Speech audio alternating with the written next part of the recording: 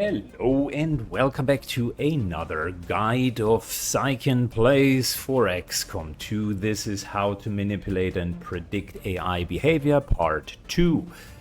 It is one of the guides that if you are into XCOM and you really want to become better, this is potentially one of the best way of actually achieving that. Understanding how AI works will get you a long way. Last time we learned a little bit more about advents. And today it's part 2 of Advent, so I brought the Purifier and the Priest, aka the annoying Advents.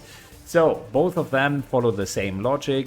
They both do have a will to live, meaning if you're flanking them, they will move away. If you want details for that, check out part 1 where I'm explaining it in detail.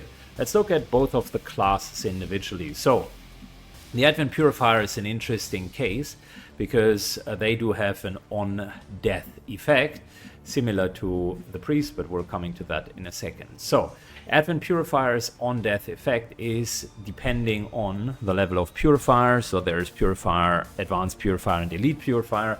They get a slightly scaling chance to explode. I think at the beginning it's 50-50, and then it kind of ranges more towards what it feels like 2/3 to 70% of chance to explode. I've tried flashbanging them, I've tried using certain ammunition, but none of that really is going to work. Even melee attacks do have the same chance of exploding them, so just take it as a given. The explosion radius is going to be 2 around them, so this radius, which means you gotta move far enough away from them. So that's the obvious one. It's not AI behavior, but I simply wanted to state that. So if you're fighting, then plan ahead and make sure that you're not finding yourself in a situation where you are accidentally going to be exposed to their explosion. So now let's talk about their behavior. Advent Purifiers are notoriously bad at hitting. The flamethrower, unlike other AoE weapons, does have a miss chance, so it's not like your flamethrower, which actually would hit all the time. It is a flamethrower that does incur a penalty depending on the cover that you stand behind. They are not particularly adept in trying to flank you. They will try to do it from time to time, but they will always move in a way where they are protected, at least from your current position. So say if I was to be standing here, they would not run in and position themselves here. They would likely run in here to cover and then try to flame you into full cover. I think their hit chance is around, don't even need to take a guess here, it is 65 at base, and then at advanced it's 65, and then it's 70. So even on the elite radius, they are not very good at hitting. What does that mean for us? So the low cover already provides 20 protection or 20 reduction, and high cover provides 35. So we are looking at a less than 50% chance to hit, which for XCOM standards is great. You can even reduce that further because they don't have a lot of movement. Their mobility is only 12, which is kind of all the way up to here, and then that's it. So they will likely just move to here or to here and try to spray you with their flamer.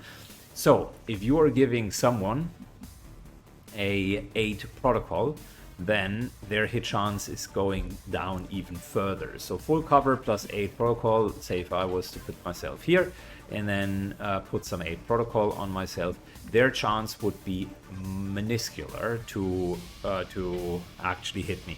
I don't need to show that because you've probably witnessed that already by yourself. What I want to showcase something different. They also are carrying an incendiary grenade, and that begins to deal 2 damage, shreds for 1, and does have a range of 3. The more important part though is it has a radius of 3 as well. So that is 1, 2, 3, which means those 9 fields here is their approximate radius. If you want to be sure that you are not going to get hit by the grenade, always space out your characters with a minimum distance of 3. That way they can only hit one, and the AI will never use a grenade, or almost close to never use a grenade, if they can only hit one character. Even if that means 100% chance to hit, they will rather go for a 10% chance to use the flamer instead of using an explosive, period. So unless you're running a dark event, which significantly increases the chances of them using grenades, as long as you're standing far enough away from each other, you will not get hit by a grenade.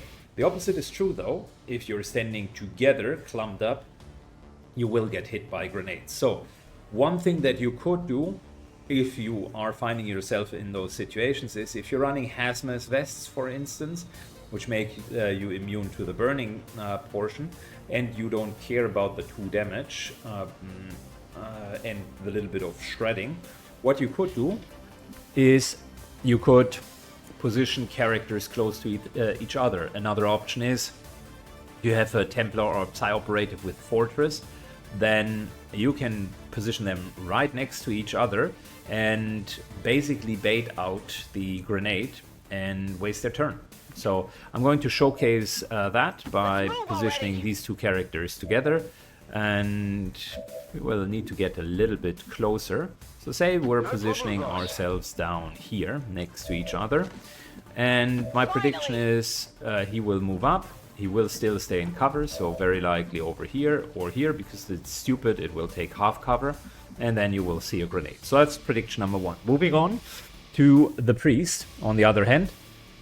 Priest also has an on-death effect. The on-death effect here is sustenance, which is a self-protective shield, similar to stasis, and it will not always trigger. Now, there are a couple of things regarding the sustenance to be aware of.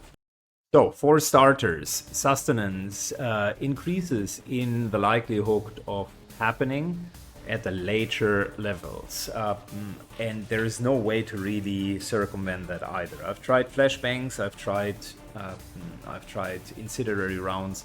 Nothing really works to prevent the chance of actually having sustenance going off, which is annoying, specifically since elite priests later do have a dodge chance on top of everything else, which makes it even worse. Now, here's the thing with sustenance in general. Sustenance will make them completely immune to any damage during your turn after they have reached 1 or lower hit points, but it will wear off at the beginning of their turn. Now, if you do have damage over time effects on them, venom rounds or incendiary rounds in particular, the game doesn't always compute one or the other first. I have not yet found out what does it, but there is a certain percent chance that the sustenance runs out first, and then the tick of the damage over time will happen. If that is the case, then the character immediately dies, because essentially sustenance runs out, then you get the damage over time, and the priest is dead. So that is one protection. The other protection is you can use burn, as in incendiary rounds, in order to reduce all of their psionic abilities. They do have Holy Warrior, Stasis, and Mind Control at later stages on top of their sustain. So they will only use Holy Warrior whenever there is a second unit. They will use it even if when they are very, very low. If they have Holy Warrior going, you need to kill them in order to also kill the other target. So if they still have a sustain, that will not kill the other target, just FYI. So a couple of things of how the AI reacts, and this is now getting a bit into mind games. Number one, just you trigger a sustain. What will they do afterwards? It is very likely that if you have a lot of Overwatches going, they will simply use stasis, which will not trigger any Overwatch unless you have covering fire from the specialist as an ability. So plan around that and maybe have guardians that's covering fire, and that will allow you to basically still react on the stasis and hopefully kill them. They will very seldomly use Holy Warrior when they were already in stasis, even if there is a second character around. They from time to time will use mind control even if they are at 1 hit point.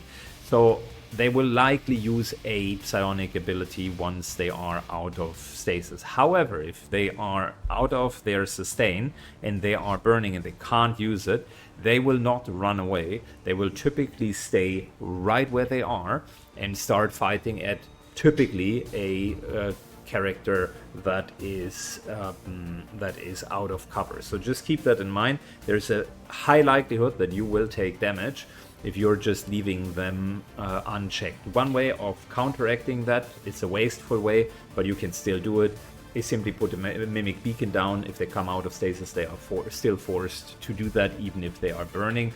So that's one way of preventing the damage from happening. Other than that, let's talk about their normal behavior. Whenever they do have a chance, they will try to mind control and or stasis. So in this current scenario, I'm predicting either stasis or mind control, likely a mind control, instead of anything else. So let's see if my predictions were right.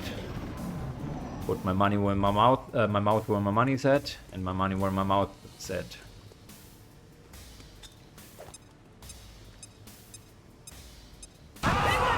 Well, we got the burning, and we got a stasis. So I would call that a 2 out of 2 prediction from Syken. Good. Hope you learned something about 2 of the more annoying characters, and see you all in the next episode. Bye bye.